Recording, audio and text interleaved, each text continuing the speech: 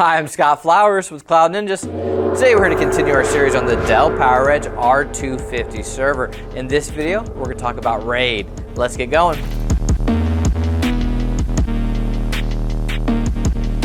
Hey, thanks for stopping by today to learn a little bit more about the Dell PowerEdge R250 server. Do us a favor, if you find anything that helps you in this video, click that like, smash that subscribe. All right, let's hop in now. This will be the RAID video for this series, and what we're going to do as a whole in this video is first we're going to go over the different types of form factors that you can use. You'll notice we have three that are laid out right now: the front loading, the PCIe, and the mini mono.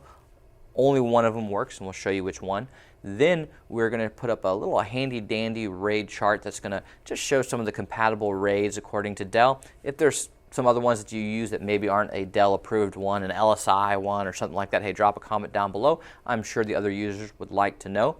And then we're going to show you physically how to install the RAID, the one that does work, and then we're going to show you how to configure RAID 5 at the end. So yes, there's going to be a lot going on in this video, and when we show you how to configure, we're going to do little step-by-step instructions with screen captures of the actual system itself on the software side of it. So it's just going to be a little everything you're going to want to know on how to configure a RAID. So let's just get into the good stuff. All right, so form factors first. So we have three form factors. You might have already figured out which one it is. It sure as hell is not the mini mono. So mini mono stopped in the 14th gen. So there's no mini monos in the 15th gen, and this is a 15th gen server.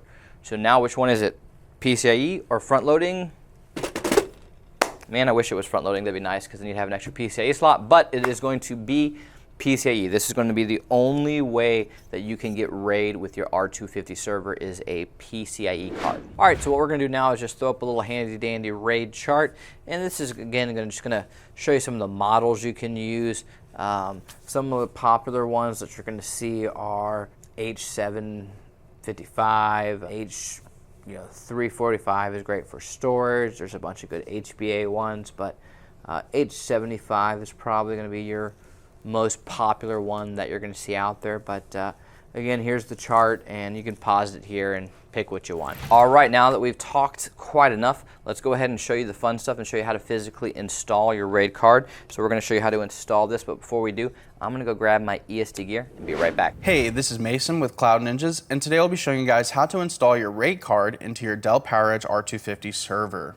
Now, as you can see, we have our PCIe RAID card here, and we will be installing it into the PCIe slot inside the R250. So let's set this to the side, pop our latch, and lift our top just like any other server you have been in before. First, let's take the air baffle out and set it to the side so we can have easier access to the inside of the server. And now we can use the indentions on the riser and gently pull straight up to lift the riser out of the server. And now we have the riser turned upside down, we will install our PCIe RAID card in this slot. So first, let's remove the filler in the back and set it to the side. And now we will take our RAID card and line up the leads with the slot and the bracket to where the filler was before. All you need to do is just push it gently into that slot, and now the card is installed into the riser. So now we can just go ahead and slot the riser back into place. You've done it. You have successfully installed your PCIe RAID card into your Dell PowerEdge R250 server. So now we'll go ahead and show you guys how to configure RAID 5. Be right back. Now we're going to show you step-by-step instructions on how to configure RAID 5 with your 15th gen server.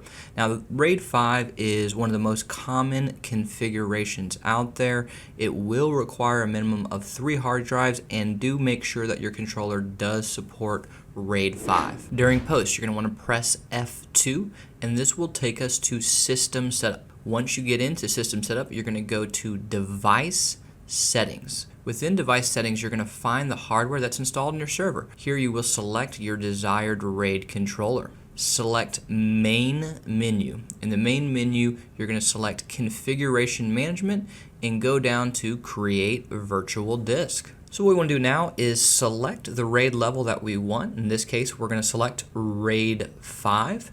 We're going to leave Unconfigured Capacity selected. So now we're going to click on Select Physical Disks. On this menu, check both for the Select Media Type option. Then we're going to select all the drives that we want to configure in our RAID. Select Apply Changes, then click OK. On the Create Virtual Disk menu, click on Create Virtual Disk. Click on the Confirm box and click on Yes, and then OK. To confirm the RAID was created, head back to the main menu, then select Virtual Disk Management. and you'll find here that we've configured RAID 5 to our virtual disks. Congratulations, you've successfully configured RAID 5. Well, hey, if you found this video helpful, do us a favor, click that like, smash that subscribe, and if you're looking for any custom-built Dell, HPE, Supermicro, IBM, Cisco, we would love the opportunity to earn your data center or earn your home labs business. Please email us at sales@cloudninjas.com. That's sales@cloudninjas.com. Thanks for stopping by, guys. Take care.